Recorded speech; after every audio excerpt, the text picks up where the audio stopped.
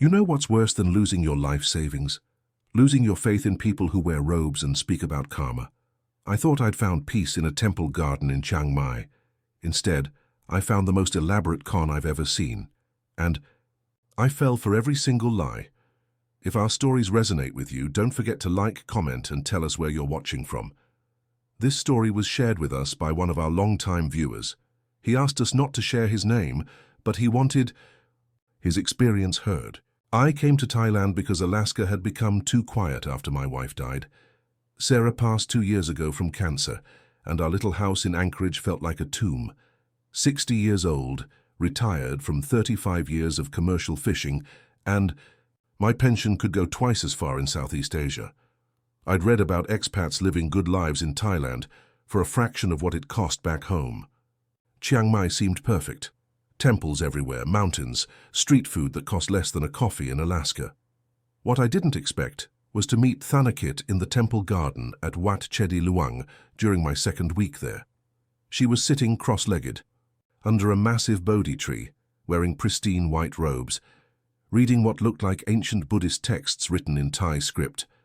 Her long black hair was pulled back in a simple bun, and when she looked up at me walking past, her smile felt genuinely warm. "Are you finding peace in Thailand?" she asked in careful but clear English. Something in her voice, gentle, curious, without any agenda, made me stop walking and sit down on the stone bench next to her spot under the tree. "I'm trying to," I said, still figuring things out. She nodded like she understood exactly what I meant. Many foreigners come here searching. The Buddha taught that suffering comes from wanting things we cannot have. Perhaps Thailand will teach you to want less and find more. Her words hit me harder than they should have. I'd been wanting my old life back, wanting Sarah back, wanting to feel at home somewhere again. For 3 weeks after that, I'd find Tanakit in that same spot every morning around sunrise, always wearing those white robes, always reading or meditating quietly. She talked about meditation techniques, about letting go of attachment to outcomes, about how suffering comes from clinging to impermanent things. In Buddhism, we learn that everything changes, she'd say, arranging her robes carefully. Your life in America, even your sadness, aren't all temporary. The key is not fighting the change, but accepting it with gratitude. I told her about losing Sarah, about feeling completely lost in a country where I couldn't read signs or understand conversations happening around me. She listened with the kind of attention that made me feel heard for the first time in months. "I am studying to become a proper bhikkhuni, a fully ordained nun," she explained one morning. "These conversations with foreigners help me practice compassion and understanding. Your pain teaches me as much as my meditation does." I started bringing her small offerings, mangoes from the morning market, bottled water, a few hundred baht folded neatly for her studies. She always accepted them with pressed palms and a slight bow, saying, "Merit for both of us. You give with good heart. I receive with gratitude." Her gratitude felt real. Her wisdom felt earned. And slowly, I began looking forward to those sunrise conversations more than anything else in my day. She asked about my life in Alaska, about commercial fishing, about what marriage to Sarah had been like. 38 years together, I told her. Met her when she was 22, I was 24. She wanted to see the world. I wanted to provide for her. We compromised. I fished, she taught school, and every winter we'd take a trip somewhere warm. Tanakit smiled. "Beautiful love. But now you must learn to love your own company. This is also Buddhist practice." My tourist visa was running out after 2 months, and the visa runs to Cambodia were getting expensive and exhausting. Each trip cost about $200 and took 2 full days of travel just to get a new 30-day stamp.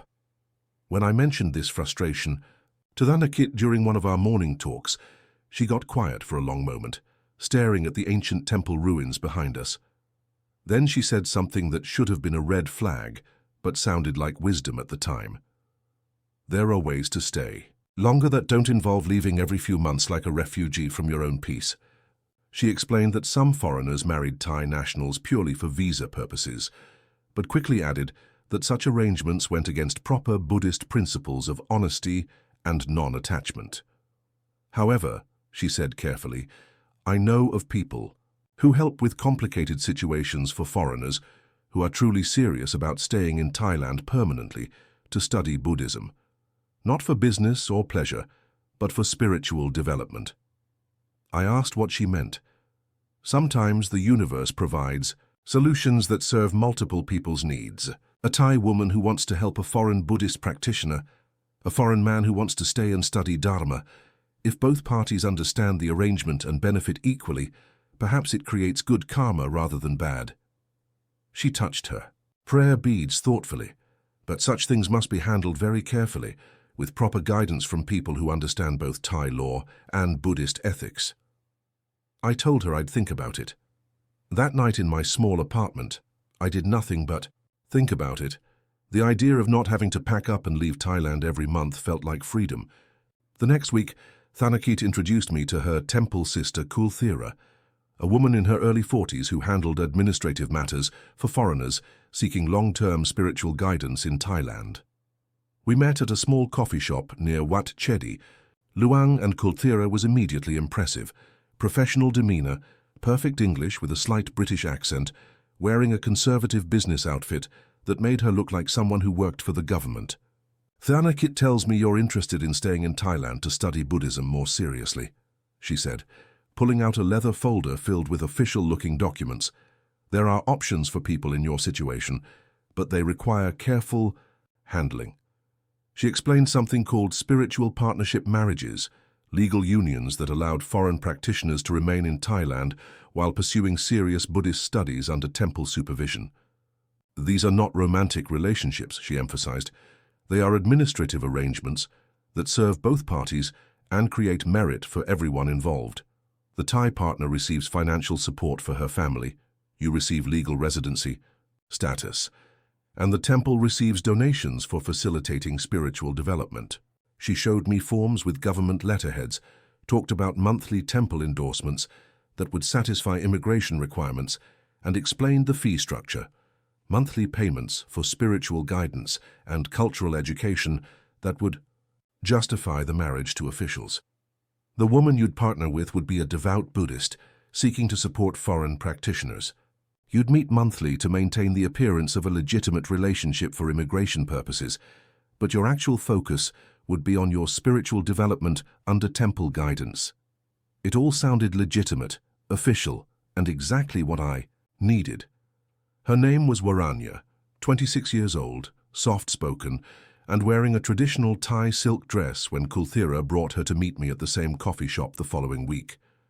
She was beautiful in a quiet way, small hands, careful, posture, and when she smiled it was shy but genuine. Through Kulthira translating, she explained that she worked at her family's stall in the weekend market, that she wanted to help a foreign Buddhist student because it would create good karma for her grandmother who was sick.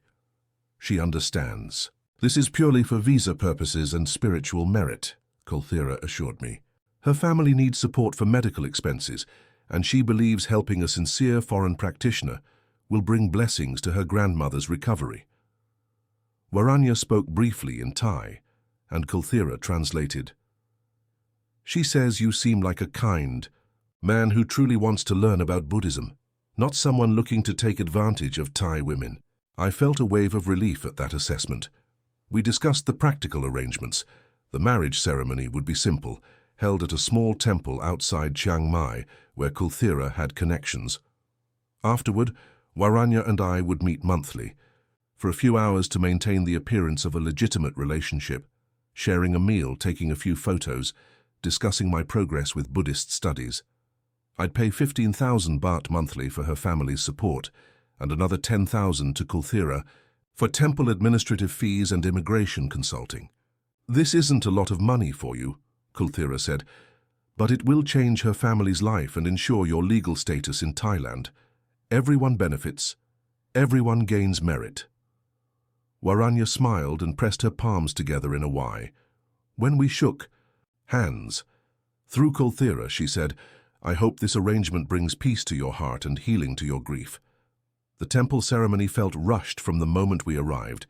The Wat was small, tucked away in a village about an hour outside Chiang Mai, and the monk performing the service seemed nervous. constantly checking his phone and speaking rapidly in Thai to Kulthira. Waranya signed papers quickly, barely looking at the documents before writing her name in careful Thai script. When I asked for copies of our marriage certificate and other official paperwork, Kulthira said they'd mail everything to my apartment within a few days.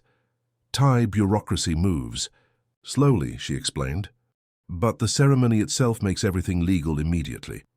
After we completed the ritual, exchanging simple gold rings, lighting incense together, listening to the monk chant prayers I couldn't understand, Waranya immediately left with a man in his 30s who'd been waiting outside. I'd never seen him before. When I asked who he was, Kulthira explained he was Waranya's older brother, that traditional Thai families were very protective of unmarried daughters, even in arranged situations like ours. He'll make sure she gets home safely, she said. Thai culture is very different from American culture when it comes to family involvement. That evening I went to the temple garden to tell Tanakit about the ceremony, but I couldn't find her in her usual spot under the Bodhi tree. I waited until after sunset, thinking maybe she was in evening meditation, but she never appeared. When I asked a group of elderly Thai women who often came to make offerings, one of them told me in broken English that no nuns had lived at Wat Chedi Luang for several years.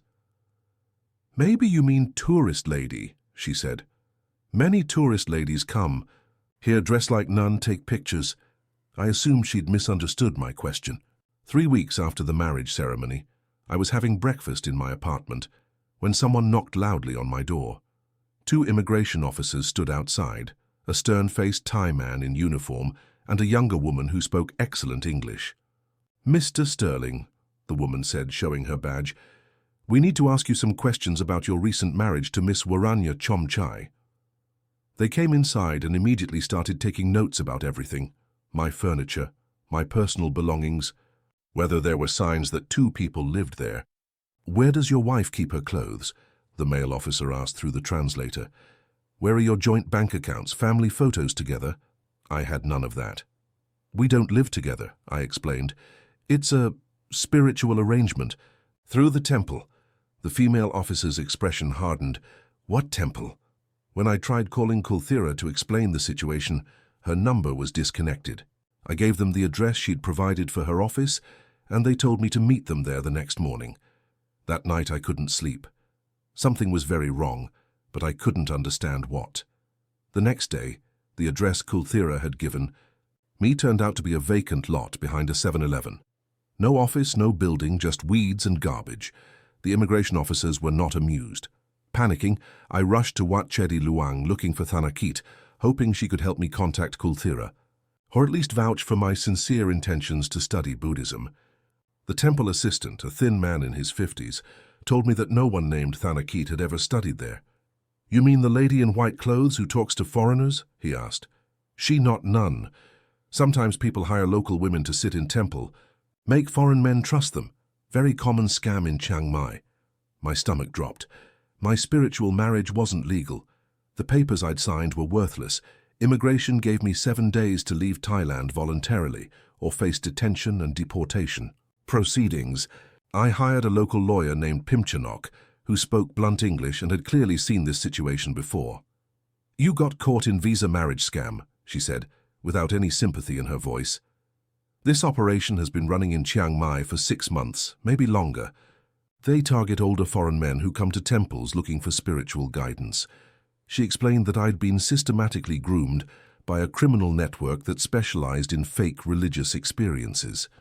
Tanakit wasn't a nun studying to take vows. She was a recruiter who spent weeks building trust with lonely foreign men at temples, establishing herself as a spiritual guide before introducing them to fake marriage services. "The woman you think you married, Waranya, she probably has real Thai ID card, but she already married to someone else. They use her information for multiple fake ceremonies with different foreign men. The money you paid goes directly to criminal network." My lawyer estimated I'd lost about $3,000 USD in direct payments, but the real damage was facing immediate deportation and a possible 5-year ban from re-entering Thailand. "You file police report," she said, "but money is gone. These people very smart, very organized. They disappear quick when immigration starts investigating. I asked if there was any way to fix my visa situation legally. No, she said flatly. You must leave Thailand. Maybe in few years you can apply for new tourist visa, but this will be on your record forever. The worst part was realizing how perfectly I'd been manipulated. Every conversation with Tanakit had been designed to make me trust her completely before introducing the visa solution that would ultimately destroy my legal status in the country I'd come to love. With 5 days left on my deadline, I did something that still makes me cringe when I think about it. I went back to that temple garden every morning, hoping to find Tanakit, planning to beg her to somehow fix this mess, or at least return some of the money I'd paid. I knew she'd been lying about everything, but part of me still hoped there was some explanation, some way to make this right. On day 3, she appeared like nothing had changed. Same white robes, same peaceful expression, same spot under the Bodhi tree, with Buddhist texts spread around her. When she saw me walking toward her, her face didn't change at all. She smiled that gentle smile and said, "Sterling, are you finding peace in Thailand?" I started crying right there in the temple garden, not caring who saw me. "I know who you really are," I said. "I know this was all fake. I just want to stay in the country legally. Please, is there any way you can help me fix this?" She listened with that same compassionate expression she'd worn during all our morning conversations, tilting her head slightly like she was truly considering my words. Then she said something that broke me completely. "Attachment causes suffering. Sterling, maybe it's time to let go of your desire to stay in Thailand and accept what the universe is teaching you." I stared at her. "The universe? You stole from me. You lied about everything for weeks." Tanakit arranged her white robes carefully and spoke in that same gentle voice I'd come to trust completely. "I never stole anything. You gave money freely because you wanted something in return. I never lied about Buddhism.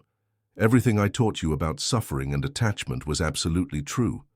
You wanted to stay in Thailand permanently, and we provided a service to help with that desire. That the service didn't work out as you hoped is your karma, not ours. You pretended to be a nun," I said. "You made me believe you were studying, to take vows that you cared about my spiritual development." Tanakit smiled and touched her prayer beads. "I never said I was a nun. I said I was studying Buddhism, which I am. I said I was practicing compassion, which I was. You assumed things that made you feel better about your situation." She stood up slowly and pressed her hands together in that prayer position I'd seen hundreds of times. "The real teaching isn't in books, Sterling. It's in learning that nothing in this world is permanent. Your visa, your money, your time in Thailand, even your anger at me, all temporary. Be grateful for the lesson instead of attached to the outcome." I wanted to grab her, to shake her, to make her understand how much damage she'd done to my life. Instead, I watched her gather her things with the same careful attention she'd always shown. "Wait," I said. "What happens to the other men? Are you doing this to others right now?" She paused for a moment, looking genuinely thoughtful. "Everyone who comes to me is already suffering from attachment to something they cannot have. I simply help them understand that suffering more clearly. Whether they learn the lesson or not depends on their own wisdom." She walked away through the temple garden, white robes flowing behind her, leaving me sitting alone under the Bodhi tree where I thought I'd found peace. That was the last time I saw her. 2 days later, I was on a plane back to Alaska with a 5-year ban from Thailand and a story I was too embarrassed to tell anyone. I flew back to Anchorage in December, landing in snow and darkness that felt like stepping into my own grave. My savings account was lighter but not empty. I'd lost about $3,000 total, which wasn't devastating financially, but felt enormous emotionally. The worst part wasn't the money or even the deportation. It was realizing how desperately I'd wanted to belong somewhere that I'd ignored every warning sign along the way. Back in my house in Alaska, everything felt smaller, colder, more isolated than before I'd left. I'd tasted something in those morning conversations that felt like connection, like purpose, like someone actually cared about my thoughts and feelings. Even knowing it was completely fake, I missed sitting under that tree at sunrise, talking about letting go of attachment while becoming more attached to those conversations every single day. I missed having somewhere to go each morning, someone to bring fruit to, a routine that felt meaningful instead of just marking time until death. My neighbors asked how my trip to Thailand was, and I told them it was educational. What else could I say? That I'd been conned by a fake nun who taught me real Buddhist philosophy while stealing my money, that I'd tried to buy my way into belonging somewhere and ended up more alone than ever. I started seeing a grief counselor, not for Sarah this time, but for the loss of hope I'd felt in Thailand. "You're mourning the life you thought you could have there," she said. "That's a real loss, even if the situation was fraudulent." She was right. I wasn't just mourning the money or the visa ban. I was mourning the version of myself who'd felt peaceful and purposeful in that temple garden, even if that peace had been built on lies. 6 months later, I got an email from another American who'd found my story on an expat forum where I'd posted a warning about visa marriage scams in Chiang Mai. His name was Robert. He was living in Thailand, and he'd met a young Thai woman at Wat Chedi Luang who spoke beautiful English and talked about Buddhist philosophy with remarkable wisdom. "She seems genuinely spiritual," he wrote. "Different from the bar girls and massage parlor workers that most expats end up with. I think I might have found something real here." He attached a photo from his phone. It was Tanakit, same white robes, same peaceful expression, sitting in the exact same spot under the Bodhi tree where I'd met her. She looked exactly the same, ageless, serene, completely convinced of her own righteousness. I wrote back immediately, telling Robert everything I knew about the scam, sending him copies of the fake documents I'd signed, explaining how the EE recruitment process worked from the first conversation to the fake marriage ceremony. He thanked me politely and said he appreciated the warning, but his situation was different. "She's not asking for money," he wrote. "She's just interested in sharing Buddhist teachings with someone who can appreciate them. Not every Thai woman is trying to scam foreign men." Maybe he was right. Maybe Tanakit had changed her approach, learned to be more patient, more subtle. Or maybe she'd already gotten to him with those sunrise conversations about suffering and attachment, and he was exactly where I'd been 3 months into our relationship. Completely convinced that this time was different, that this woman was special, that he'd finally found something real in a country full of people trying to take advantage of naive foreigners. The worst part about being conned by someone preaching Buddhist wisdom is that some of what they teach you is actually true. Attachment does cause suffering. Nothing is permanent. Everything changes whether we want it to or not. And sometimes the most painful lessons come disguised as spiritual guidance from people who understand the philosophy perfectly, but never believed a word of it themselves.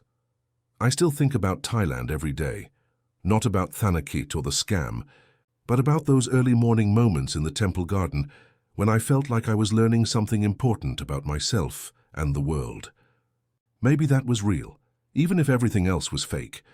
Maybe the peace I felt had nothing to do with her, and everything to do with finally sitting still long enough to listen to my own thoughts. Maybe that's a lesson worth $3,000 and a 5-year ban from the country where I thought I'd found home.